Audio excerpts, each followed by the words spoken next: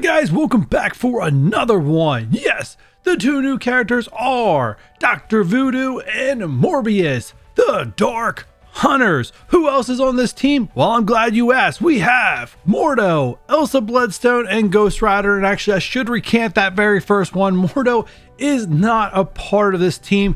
He was given some stat increases and a slight change to just one of his abilities. But he in this combo is not getting the Dark Hunters tag, but he is the character that is right now is the fifth that the devs are putting out. So you guys can theory craft on who you want this fifth to be if you're not satisfied with Mordo. And oh yeah, did I mention this team is a war offensive team? It is set to build teams like Heroes for Hire and Eternals with Infinity Watch. And I have that footage playing up there for you guys right now. Well, probably one of the teams. We'll show the other one later.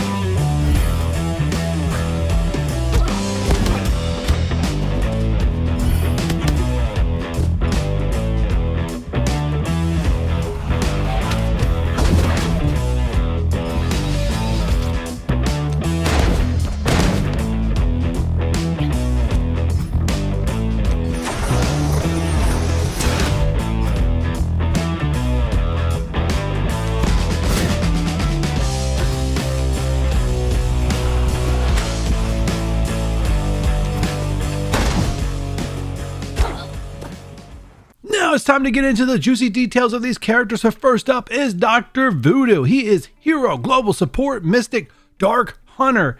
His basic transfer 1 death proof from primary target to self. Attack primary target for 300% damage. Heal self and all Dark Hunter allies by 8% of this character's max health. Let's see how fast I can get through this special Doctor's Orders. He starts with this one. Apply ability block and defense down to primary target plus defense down to adjacent targets. Mind control 2 adjacent enemies to attack the primary target. The controlled enemies gain 30% damage for this attack. Ouch, that could hurt. Barrier yourself and all Dark Hunter allies by 30% of this character's max health, plus barrier to an adjacent non-Dark Hunter allies by 20% of this character's max health. Now, side note on this character with a dev call, they did say they're curious to see how Dr. Voodoo gets played in other team combos.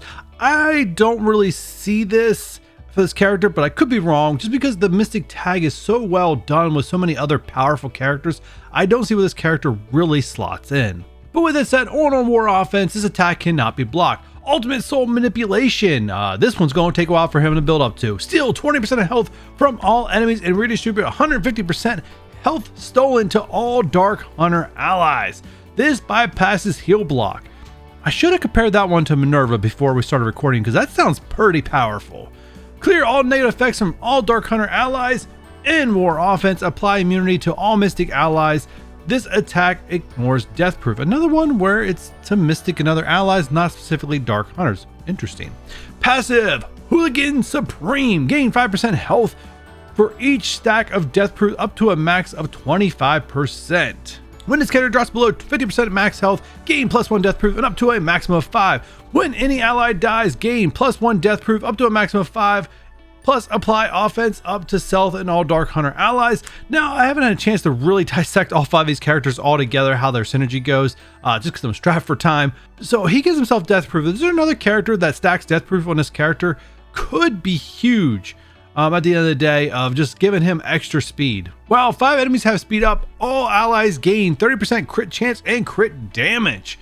In more offense, on spawn, this character has 3 or more Dark Hunter allies, generate 2 ability for 4 random Dark Hunter allies or self that were not at full energy, which is going to make that ult go off a little quicker if he gives it to himself. So that is Dr. Voodoo. You can see a lot of it there is tailored to dealing with heroes for hire. And guys, if you think this is where this stops, you're going to see Sinister 6 put into one character next, because that next character is Morbius, villain, city, controller, mystic, dark hunter. A kit that doesn't read like a novel, yes please. This basic attack primary target for 2% damage, steal 10% of health from primary target, and redistribute to self. Woo, there we go. This bypasses heal block and more offense apply to bleed. Special, we're getting to the juicy stuff here soon. Special, he starts with this one: attack primary and adjacent targets for 250% damage. Apply 3 bleed to a primary target and secondary targets. Ultimate doesn't start with this one, but with the ability from Dr. Voodoo, it is possible he could have this at the start. Attack primary target for 450% damage, flip defense down and deflect, chain to 4 adjacent targets for 310% damage, flip defense down and deflect. On more defense, on more offense, and this is where it starts to get crazy. If this character has 3 Dark Hunter allies, apply trauma, heal block, and disrupt for 2 turns to city, hero, primary target, and apply trauma and heal block for 2 turns to all hero city secondary targets. That's going straight after heroes for hire. Counterattack breaks this chain. On more offense, this attack cannot be counterattacked and cannot be blocked. And then the passive. Gain 30% piercing, gain 20% drain for self and Dark Hunter allies. I realize I just skipped a line there on my graphic. In war offense, on spawn, if this character has 3 or more Dark Hunter allies, apply blind to the 4 highest damage hero city enemies. If this character has 4 or more hero city enemies, gain 300% focus, gain 30% damage for self and Dark Hunter allies. It seems like Morbius was designed to directly counter heroes for hire. I'm not seeing anything extra out of this character besides that. And I can't really think. I mean, it wouldn't even work well against Doc Ock because he's a villain. Yeah, that's pretty much where he ends. So I'm not seeing any other use for this character. So I should probably start giving these characters ratings like 2 out of 5 or something like that. But Morbius, we're going to get into stats right then. He's pretty good, but I just don't see this character being used outside of war. Now let's start talking about the changes. Let's go to Ghost Rider. Up there you can see his health stat increase. Once again, all these graphics will be on my Discord the day that I'm able to post this. So shortly after this video goes live on YouTube, all these graphics will be on my Discord. Now I'm going to go through all these changes, but we can basically see the highlighted stuff. So what's changing in his ultimate? Basically, if he's charged, his attack cannot be blocked. In his passive, he's gained all those buffs that he naturally gave to Supernatural. He's also going to give it to Dark Hunter allies. And they're increasing his focus to 40% instead of the original 30 that it originally was. Next up, Elsa Bloodstone. There you can see all of her stat increases. I will have the official stat numbers for you guys here at the end, or I will have the official stat rankings for you guys here at the end. Once again, a lot of stuff changes for her. She probably had the most changes. In her basic, we're going from 45% piercing to 75% piercing. So yeah. I honestly, guys, I'm gonna say right now, I am highly concerned seeing Ghost Rider and Elsa Bloodstone in any new PvE content, because I thought they were annoying currently in PvE content. They're gonna get a whole lot worse just with these changes alone. Under special, once again, just more damage numbers. We're going from 300 damage to 320 up here, we're going and yeah, from 350 to 370, so that 20% gain. The ultimate, once again, more damage and also applies to Dark Hunter allies. So it used to be 25% for just Supernatural. It is now 45% for Supernatural and Dark Hunter. Oof. Yeah, she's going to hit hard. Some new lines. Character killed by attack cannot be revived. Now, we are expecting a lot of death proofs when this character fires off. We don't know how often she will just permanent death characters, but it is there if that scenario happens. I think we have that with one of the Ravagers in the last rework. On more offense, this character has 3 or more Dark Hunter allies. His attack cannot be blocked. Can you just imagine that her ult cannot be blocked? Well, it doesn't say it can't be dodged.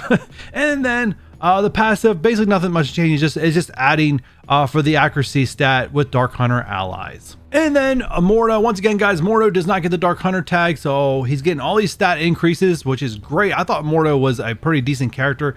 He was one of the first characters when Doom Raids first came out, the original version. Mordo was a character I was using in the Doom raids back then, so with these stat increases, he just became more viable. I don't know if he's not endgame. Once again, there's much better Mystic characters out there right now than Mordo, but I'm just happy for the stat increases alone as one of the characters that I've invested into, unlike Ghost Rider and Elsa. Anyways, the only changes he's going to have is to his special. They're adding on more offense. This attack cannot be blocked. If this character has 4 or more Mystic allies, not Dark Hunter, Mystic, the chance to blind additional targets increases to 75%. So from 50 to 75.